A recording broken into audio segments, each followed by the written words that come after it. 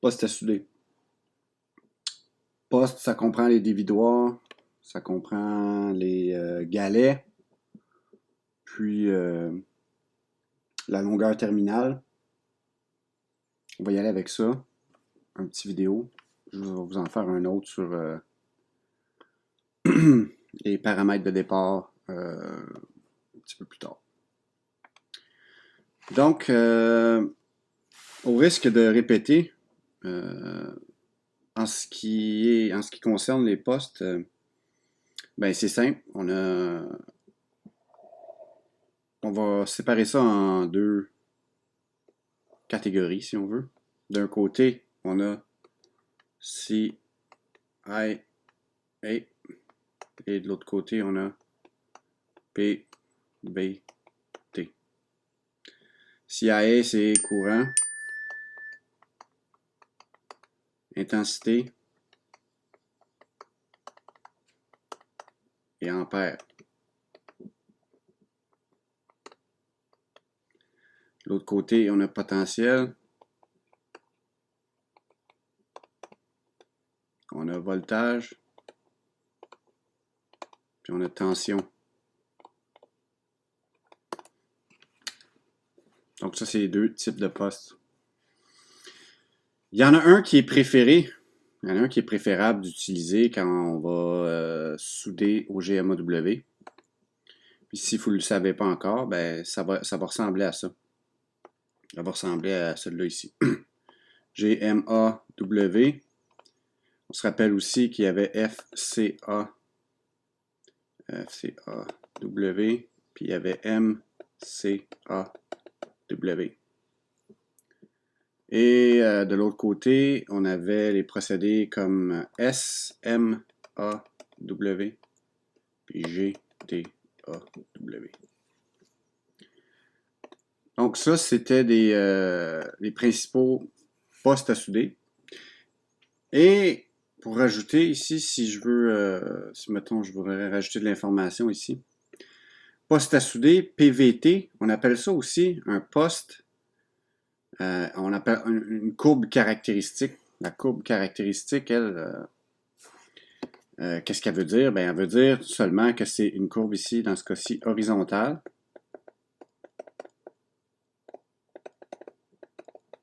Et dans l'autre cas ici, c'est une courbe plongeante. Donc, horizontale, qui veut aussi dire voltage constant. Et ici, qui veut aussi dire ampérage constant. Notez que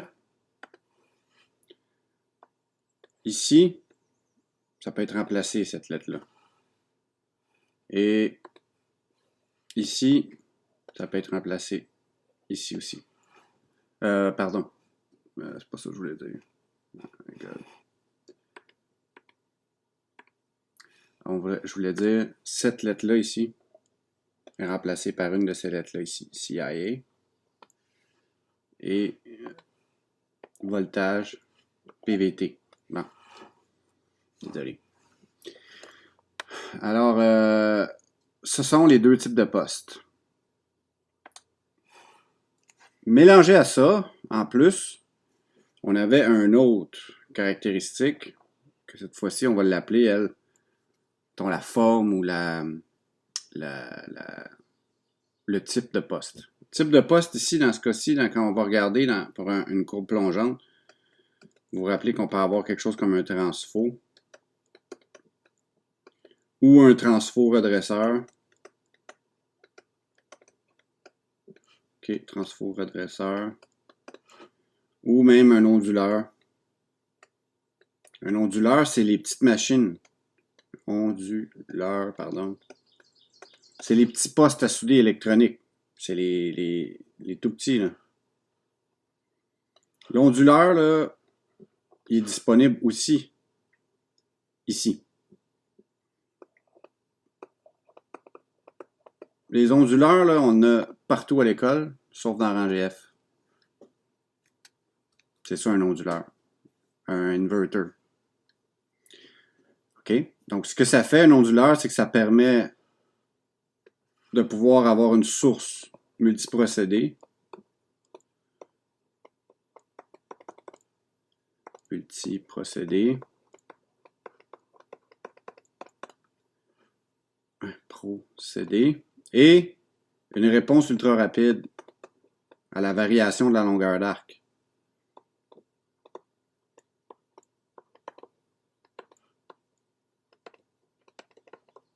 OK? À la variation de la longueur d'arc. J'ai ma buse ici, mon tube contact, puis le fil, et la longueur d'arc, là, et qui est ici, elle. On sait qu'avec les procédés semi-automatiques, on bouge, mais la machine doit constamment s'ajuster. Puis nous aussi, on doit avoir au moins une longueur terminale qui se situe toujours en 10 et 12 mm. Ben, je dis toujours, pour la grosseur du fil, pour l'ampérage qu'on utilise, dans le fond, la longueur terminale va varier avec la grosseur du fil et l'ampérage qu'on va utiliser. Mais en ce qui nous concerne, avec le fil qu'on a, vu qu'on n'a pas d'autres fils à l'école, on va souvent utiliser ces paramètres-là. La longueur terminale peut varier avec le type de transfert, mais le type de transfert va varier forcément avec l'ampérage ou le voltage utilisé. OK, donc ça, c'est les deux types de postes. Je vais parler des dévidoirs juste après, là, mais ce qui est important de comprendre ici, là, OK?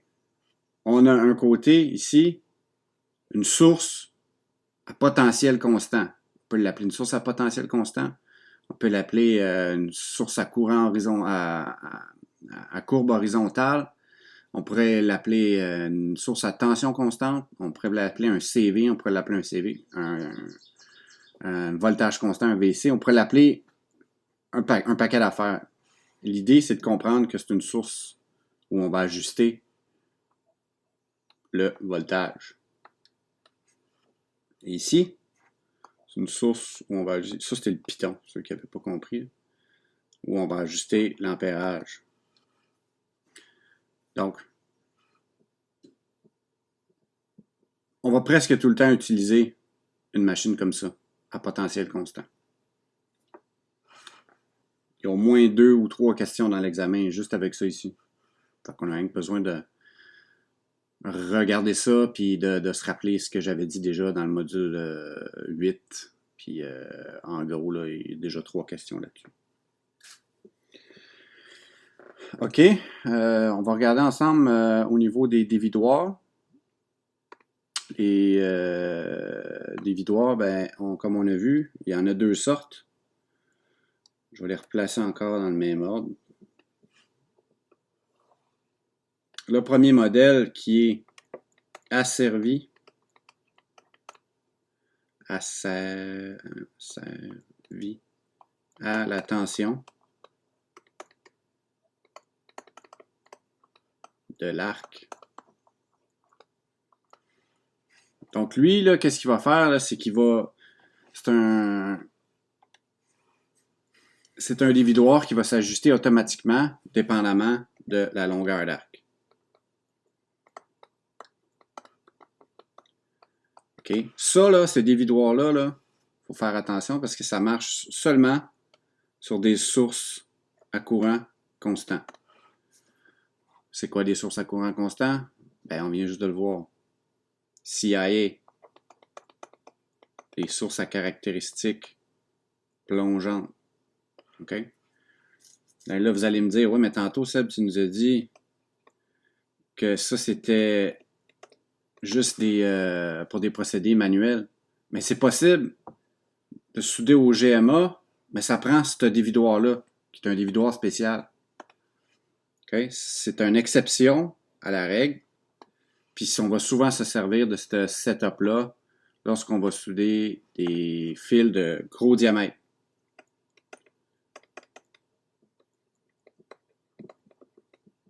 Le gros diamètre, là, je pense à un fil d'un 16. Okay? Un fil d'un 16 en acier, là, pour avoir, avec un dévidoir à servir à tension d'arc, ça se fait. J'ai déjà vu ça. OK? Mais normalement, on va utiliser ce qu'on appelle un dévidoir à vitesse constante. Pourquoi constante? Quand on dit qu'il y a un bouton pour qu'on peut varier la vitesse, ben c'est justement qu'on peut mettre la vitesse à une certaine vitesse, puis on l'oublie. Fait qu'il devient un dévidoir à vitesse constante. Vous allez entendre aussi, étrangement, dire que c'est un dévidoir à vitesse réglable, pour pas dire variable, parce que là, on va penser à servir à la tension d'arc. Mais en gros, c'est un dévidoir conventionnel. Un dévidoir conventionnel, c'est juste ça qu'on a à l'école. Puis dans 90% des cas, ça va être des dévidoirs comme ça que vous allez travailler avec. Okay? Donc c'est un dévidoir à vitesse constante. Et ces dévidoirs-là, ça se connecte sur des sources à potentiel constant, des sources à, ça ici, voyons, constant voltage, je l'ai marqué ici. Juste pour ne pas vous tromper, on va marquer à potentiel constant. C'est une courbe horizontale. Okay? Pourquoi tout ce jargon-là? Je ne le sais pas. Normalement, là, on appelle ça un CV. Okay? C'est un CV. Puis tout ce qui est le jargon en autour, c'est toutes des affaires pour nous mélanger. Mais si tu comprends c'est quoi un CV, puis tu comprends c'est quoi un CC, courant constant, puis un voltage constant, ben ça, c'est les deux types de postes qu'on va utiliser. Avec un voltage constant, c'est un dévidoir conventionnel à vitesse réglable qu'on utilise. C'est pas plus compliqué que ça. Fait que c'est pas mal ça. La dernière chose laquelle je vais vous parler, ça va être la... Puis ça, c'est des dévidoirs là, qui vont sur des CV, sur les onduleurs. C'est tous des petits postes qui prennent pas de place, les onduleurs. C'est gros comme une boîte à lunch. OK, on va aller voir les choix d'une torche en fonction de... En fonction de quoi on va choisir une torche? Bon, on sait qu'on avait plusieurs modes de dévidage. Il y avait le dévidage conventionnel avec un dévidoir, puis un porte-électrode ou une torche, OK?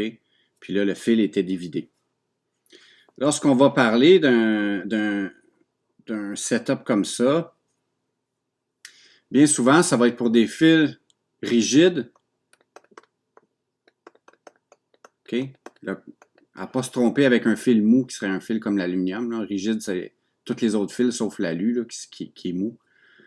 Puis, on va dire ici là, que c'est moins de 10 pieds. Okay? Entre le dévidoir puis la torche.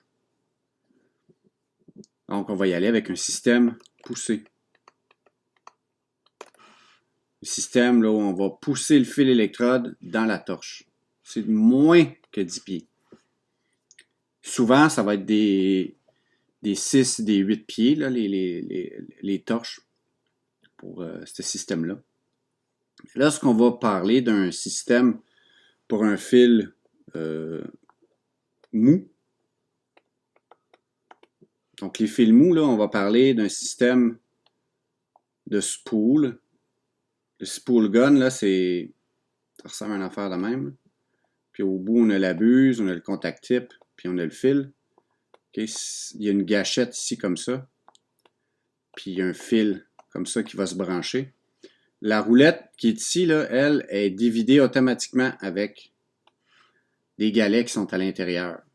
Donc ça, c'est une méthode tirée. C'est exprès pour les fils mous. Avec ce setup-là, on peut avoir le spool ou notre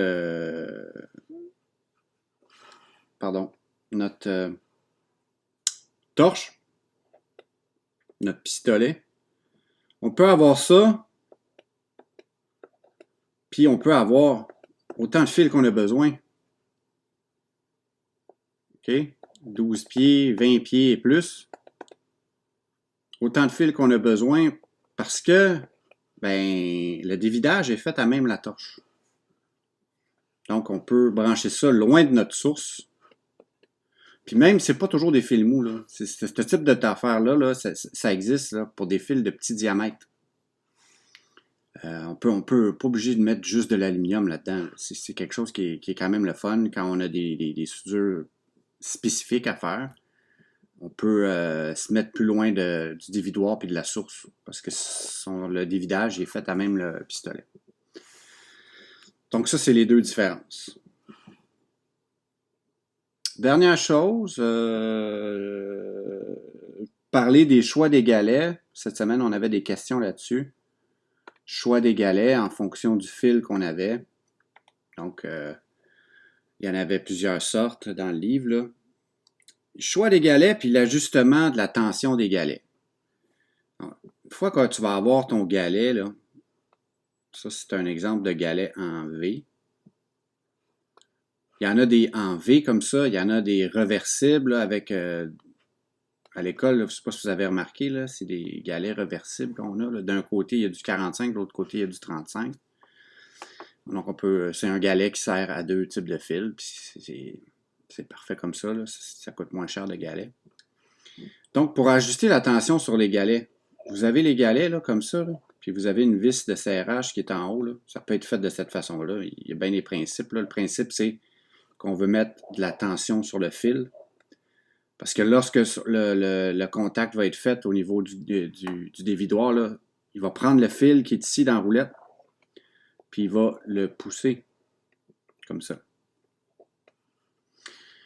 Lorsqu'on ajuste la tension, c'est important d'ajuster la tension, de la régler. Il ne faut pas serrer la vis de serrage comme un malade. Qu'est-ce que ça va faire? C'est que ça va faire surchauffer la bébelle. Le moteur va venir chaud, puis à la longue, on risque de briser le moteur. Qu'est-ce qu'il faut faire? C'est que vous ajustez la tension, OK? La tension sur les galets, vous l'ajustez, vous serrez, vous serrez, vous serrez. De façon à ce que le fil, ici, si vous tournez la roulette ici à la main, là, le fil devrait glisser un peu. Il ne devrait pas glisser au complet, là, mais il devrait faire tourner les galets. Quand on tourne ça à la main, là, on devrait faire tourner les galets un peu puis sentir qu'il veut glisser. Sinon, ben, s'il y a trop de force là-dessus, ça va faire chauffer le moteur.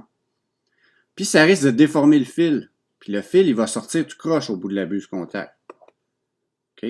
Le fil, il va sortir là, puis il va faire parce qu'il est écrasé, il est déformé ici. Fait que la tension sur les galets, là, écoute, c'est pas un mystère, là. Il y a à peine des échelles sur les machines, là. Serrez le pas au maximum. Pas besoin de mettre un ratchet là-dessus puis serrer ça. Là. Puis, trop lousse, ben, le fil, il va manquer. Il va pogner des spots puis il va manquer. La même affaire peut vous arriver si vous avez des galets de 45 millième. OK, on a des post-flux core, puis il y a des fils de 45 millième. Donc, ces fils-là sont plus gros. Le V ici est plus gros. Même si vous le serrez au maximum, là, ça ne va pas prendre le fil de 0,35 millième. Parce que ici, le fil est plus gros que lui. Soyez sûr que vous avez les bons galets. Pas plus compliqué que ça. Donc, on utilise le bon galet pour le bon type de fil.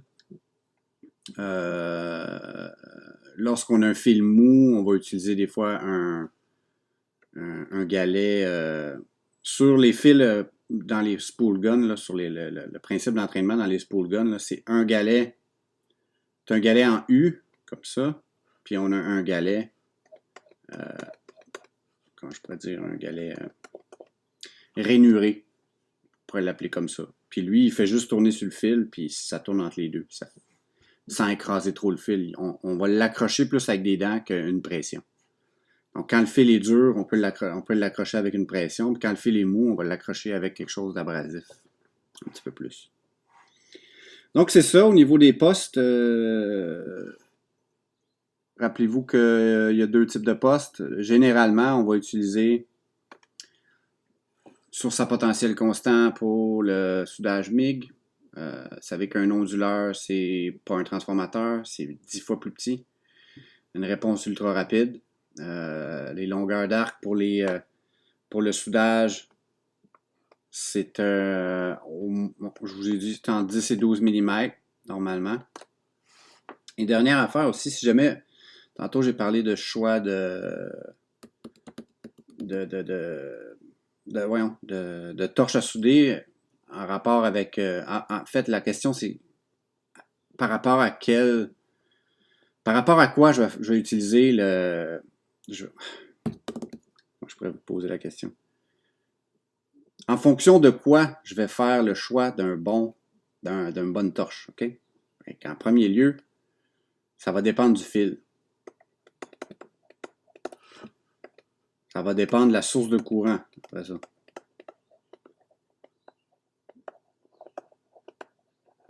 Ça va dépendre de la grosseur de l'assemblage. Okay. OK?